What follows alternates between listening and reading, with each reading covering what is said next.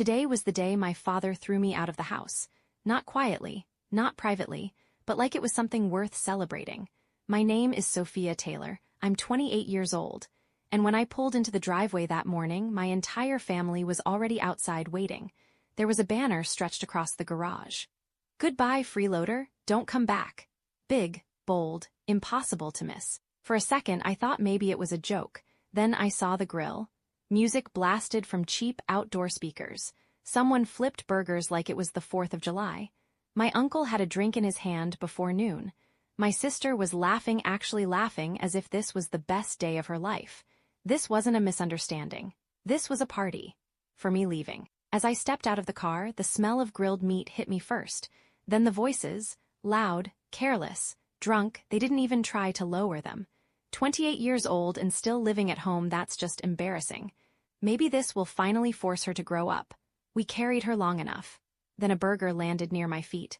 "Here," someone shouted. "Your last free meal." Laughter exploded around me. Not awkward laughter. Not nervous laughter. The kind that comes from people who think they're right. I didn't argue. I didn't cry.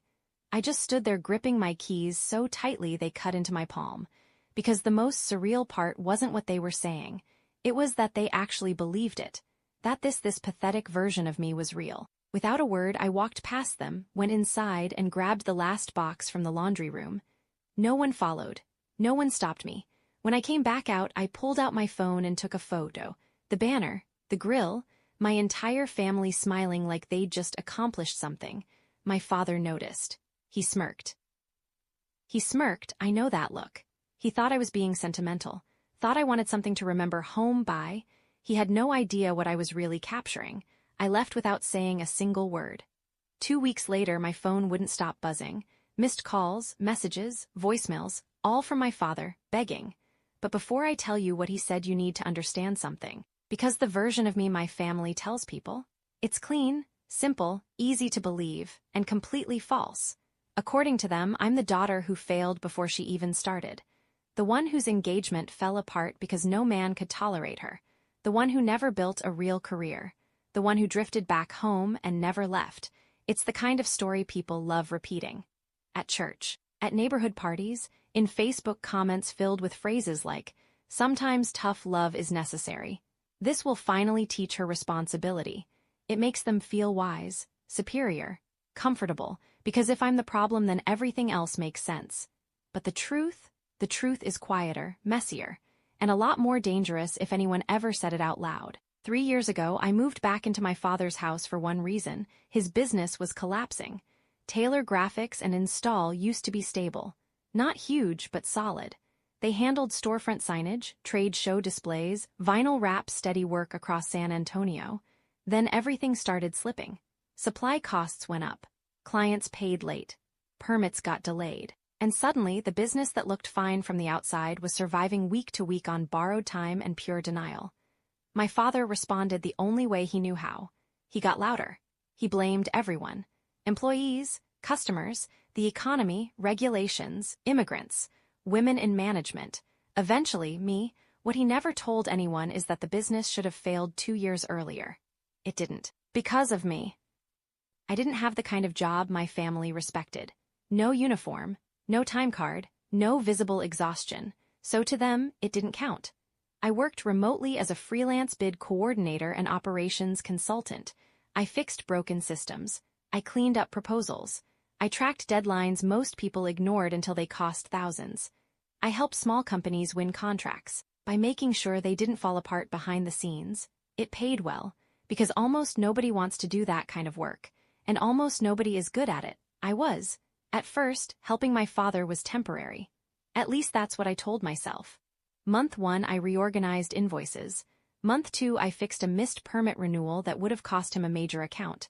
Then I found tax issues. Then equipment leases auto-renewing at insane rates. Then unpaid receivables he'd basically forgotten. Every problem I fixed revealed 2 more underneath it. And still, he never introduced me as the reason his company was still standing. To everyone else, I was just his daughter, still figuring things out. When I saved contracts during dinner calls, it was cute. When I negotiated with suppliers to keep his accounts open, I answered emails. When I covered payroll gaps so his installers wouldn't walk out, That was just a loan. And then he'd laugh and say, "Families don't keep score." Remember that line? Because people only say that when they benefit from no one counting. I didn't just help. I paid. Not everything, just enough. The difference. The shortfall, the silent emergencies, software subscriptions, overdue utilities for the workshop, insurance reinstatements for company vehicles, rush material orders he forgot to place. 3 separate vendor deposits that would have killed active jobs if they bounced. I never paid it all at once. That's why no one noticed. I kept the machine quiet. I made sure it didn't scream loud enough for outsiders to hear. And my father, he hated that I worked from home, because to him visibility was morality. If he couldn't see you suffer, it didn't count as work. He'd walk past me on calls preventing 5-figure losses and say, "Must be nice." Then later, he'd ask me to rewrite an email because a client sounded too smart and he didn't like it. He treated my competence like an appliance. Useful when needed, embarrassing when acknowledged. The rest of the family followed his lead, because in families like mine, cruelty doesn't need coordination.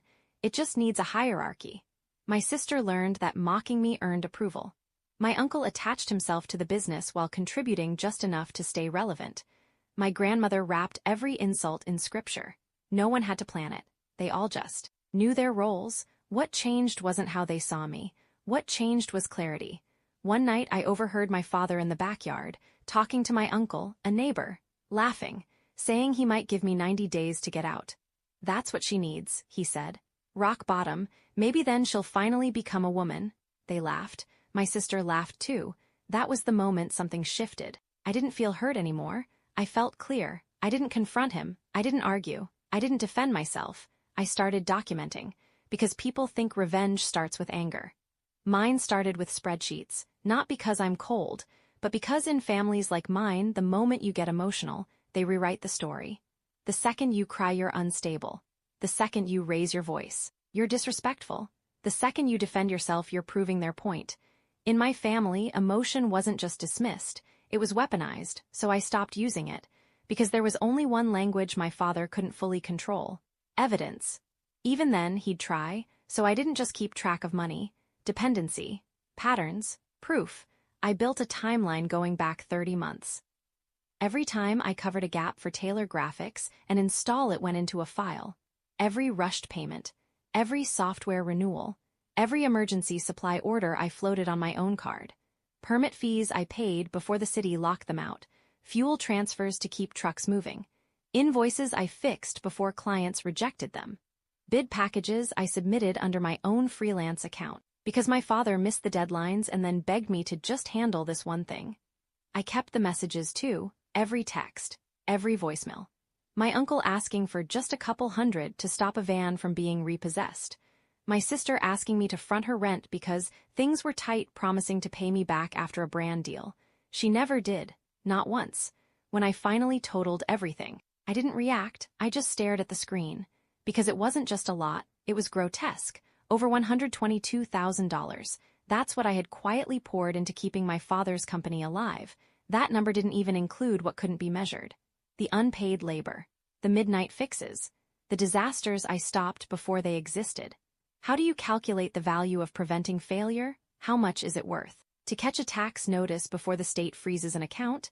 How much is it worth to make sure every calm family dinner happened because someone else stayed awake until 2 a.m. cleaning up the mess? There's no receipt for that, but I printed the numbers anyway. Around that time, I got an offer. A long-term contract from a client in Colorado.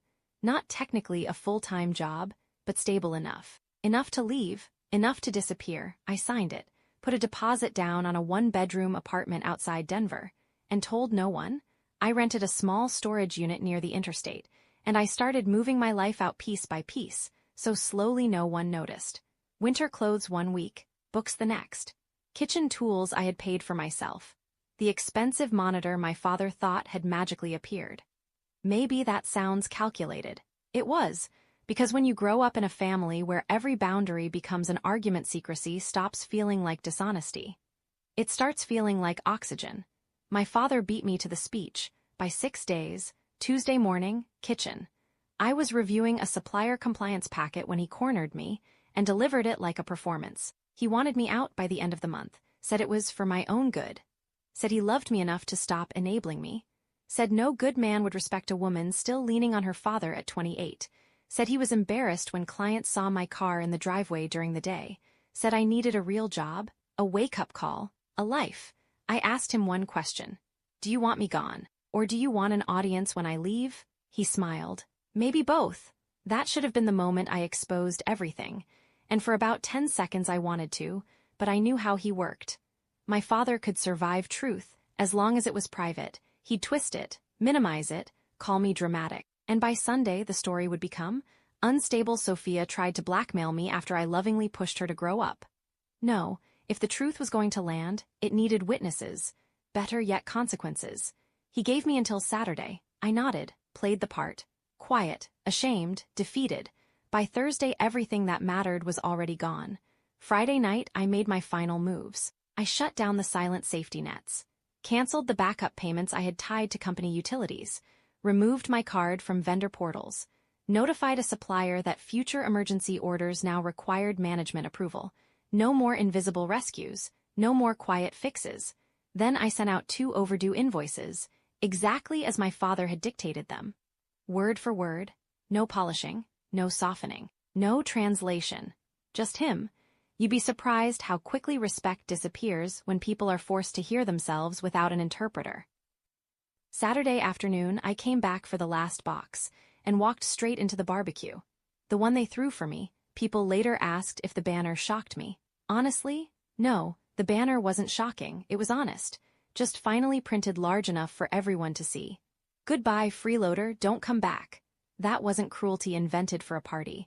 That was the family mission statement. My Uncle Brandon was already drunk, waving a beer bottle like he was preaching.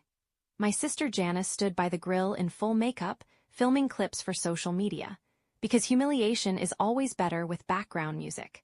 My grandmother Alina sat under an umbrella, wearing that tight expression she used when cruelty was disguised as righteousness. And my father, David Taylor, stood at the center of it all, wearing an apron that said boss of the grill. Like the universe had just confirmed his authority. He saw me in the driveway, spread his arms wide and smiled. Look who finally came to claim her junk.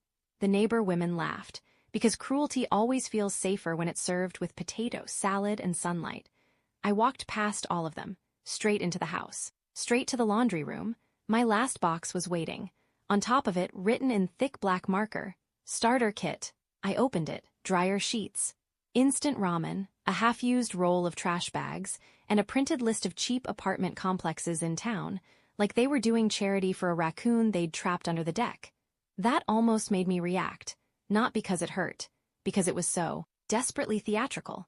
When I stepped back outside, the volume had gone up. My Uncle Brandon was in full performance mode, shouting about how my poor mother would be ashamed of me.